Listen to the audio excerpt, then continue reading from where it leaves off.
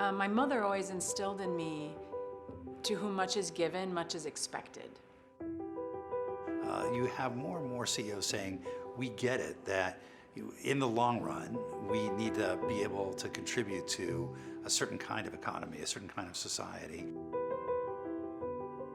It takes, sometimes, they say it takes urgency and that we should never waste a good crisis. And I think we certainly have urgency, and if we don't act, we'll have a big crisis on our end.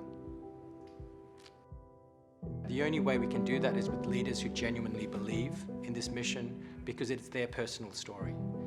There's a lot of discussion about money and about investing, but I think it's deeper than that in many respects. We have a responsibility and a duty to community. Our people want to make a difference. Our people want to ladder up to something bigger than the company's financial goals.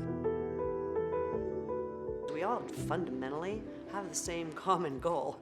It's not that I'm better or you're worse or I shouldn't deal with you. I think it's actually this common recognition that in isolation we're not going to get it done. In partnership we have a chance.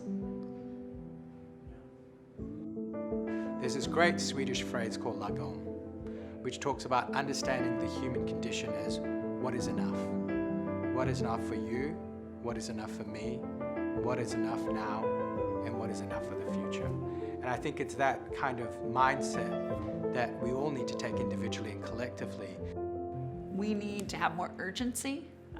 We need to have more change at all levels, personal, corporate, nonprofit, NGOs, and we need to understand now that the time frame is shrinking.